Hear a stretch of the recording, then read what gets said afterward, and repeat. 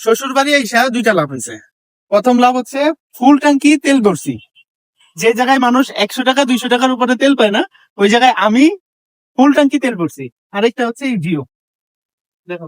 এই ভিডিওটা ঠিক ওই সময় করা যখন হচ্ছে সব থেকে বড় ক্রাইসিস বাংলাদেশে বা সর্বপ্রথম যে তেলের যে ক্রাইসিসটা আমরা ফেস করছি সেই সময়কার ভিডিও। সময়ের অভাবে টাইমলি এডিট করতে পারিনি, তাই হচ্ছে ভিডিওটা আপলোড দেওয়া হয়নি। গ্রামের এই বাড়িগুলো দেখতে খুবই ভালো লাগে, কারণ হচ্ছে গ্রামের কিছু কিছু বাড়ি এত সুন্দর করে হচ্ছে করা, যা খুবই সুন্দর, খুবই ভালো লাগে দেখতে। আজকে বাইকে ফুল ট্যাঙ্কি ভরার কারণে সবাইকে নিয়ে ঘুরতে যাচ্ছি বাঁশের ব্রিজ বা বাঁশের পুল দেখতে। লাগবো তো কেন? কিসের জন্য টাকা দিতে হবে? এইবারে দিস দাম লাগবে। তাহলে আমরা শোনো, আমরা হচ্ছে বাসার ফুলে উঠবো, রাইসা করবো ওই পারে আমরা তাহলে অর্ধেক যে এসে করবো। শ্বশুর বাড়ি আইসা দুইটা লাভ হয়েছে। প্রথম লাভ হচ্ছে ফুল ট্যাঙ্কি তেল ভরছি। যে জায়গায় মানুষ 100 টাকা 200 টাকার উপরে তেল পায় না, ওই জায়গায় আমি ফুল ট্যাঙ্কি তেল ভরছি। আরেকটা হচ্ছে এই ভিউ দেখো। শ্বশুর বাড়ি কি বলেন? এটা 10 টাকা লস ছিল, 5 টাকা 10 টাকা।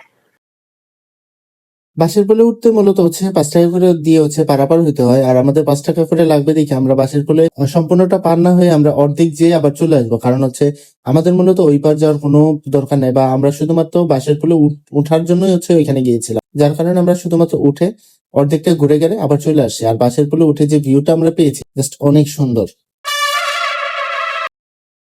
এটাতে পার হইলে 5 টাকা, ওটাতে পার হইলে 50 পয়সা। এর কারণে তুমি ওইটাতে পার হইবা। ওই লোকে বলবো না, বুঝছো, যে কি রে ওরা অর্ধেক এসে ঘুরে গেল। বেটার 5 টাকা 15 টাকা লস করে ফেললাম। বেটার 5 টাকা 15 টাকা লস করে ফেললাম। বেটার 5 টাকা 15 টাকা লস করে ফেললাম। হ্যাঁ 15 টাকা লস।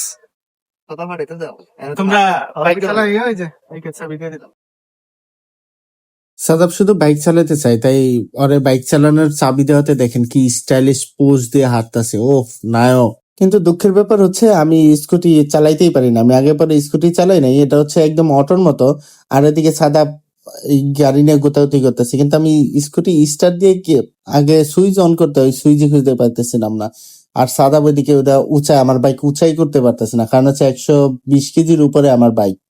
পরে অনেক গোতাগুতির পর যখন আমি আর এই স্কুটি স্টার্ট দিতে পারলাম না, পরে সাদাবরে বাইকের চাবি দিয়ে আমি আমার বাইকের চাবি নিয়ে এসে পড়ছি। তো এখন বাঁশের পুল দেখা শেষ, এখন আরেকটা জায়গায় যাব। আর আজকে হচ্ছে ওয়েদারটা মোটামুটি অনেকটাই সুন্দর, তাই আশেপাশে ঘুরতে যাচ্ছি। কারণ হচ্ছে এখানে এসে মূলত সোনারগাঁও আসার সময় হচ্ছে আমি গাড়ি ফুল ট্যাঙ্কি করছি, আর এতে হচ্ছে তাদেরকে ঘুরতে নিয়ে যেতে হবে। কারণ হচ্ছে ফুল ট্যাঙ্কি তাদের কারণে ফুল ট্যাঙ্কি করতে পারছি, মানে হচ্ছে শ্বশুরবাড়ি আসার কারণে হচ্ছে ফুল ট্যাঙ্কি করতে পারছি। তাই এখন 2 লিটারের বরাদ্দ তাদের জন্য। আমিও ঘুরতে পেরে মোটামুটি ভালোই লাগছে, কারণ হচ্ছে জাস্ট ভিউ গুলা দেখেন, এত সুন্দর ভিউ আমরা ওই দিন পেয়েছিলাম, অনেক সুন্দর। তো ঘুরতে ঘুরতে আমার চেনটা শুকাই গেছে অনেকটা, তাই হচ্ছে মোবাইল দিব। আর এখানে এই মাধবদী না কি যেন জায়গার নাম, এখানে একটাই মাত্র গ্যারেজ। তো এখানে আমি হচ্ছে তেল দিলাম না মোবাইল দিলাম বুঝতে পারলাম না। তারপর ওনাকে জিজ্ঞেস করলাম, ভাই তেল না মোবাইল এটা? পরে উনি বললো যে ভাই তেল আর সরি কেরোসিন তেল আর হচ্ছে মোবাইল মিক্স করে রাখছি, একদম পাতলা, তারপরে মোটামুটি চলে আর কি। আর এই যে ভিউ দেখেন, এখানে ভিউ দেখার জন্য একটু দাঁড়াইছিলাম, কিন্তু ক্ষণিকের মধ্যেই আমরা অন্য কিছু দেখে ফেললাম। যে এই যে দেখেন, কিছুক্ষণ পরে কোথা থেকে যেন হচ্ছে শিয়াল 2টা বেরোইছে। এখানে মূলত শিয়াল 2টা ছিল না, 4টা 5টা ছিল। তো আমরা কিছুক্ষণ দাঁড়ায় ভয়ে চলে গেছি, কারণ হচ্ছে আমি কিছুদিন আগে একটা নিউজ দেখলাম যে শিয়াল হচ্ছে মানুষের উপর আক্রমণ করছে। আমরা সচরাচর দেখি না কোথাও যে শিয়াল আক্রমণ করে। ছোটবেলায় কে কে এইভাবে ঘুড়ি উড়াইছেন একটু কমেন্ট করে জানাবেন। আমি কখনো ঘুড়ি উড়াই নাই, উড়াইতে পারি না। এক বিকেল বন্ধুদের সাথে আড্ডা, আহ কি শান্তি। এদিকে অল্প একটু জায়গার মধ্যে কে যেন গম চাষ করছে।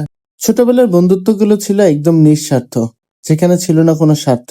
স্বার্থ আর নিঃস্বার্থের মাঝে একমাত্র প্রকৃতির মাঝে আমরা নিঃস্বার্থ সৌন্দর্য উপভোগ করতে পারি। লোক এই ব্রিজ দিয়ে যাতায়াত করে, এত ভয়ঙ্কর একটা ব্রিজ যে এটা যে কোনো সময় ভেঙে যেতে পারে।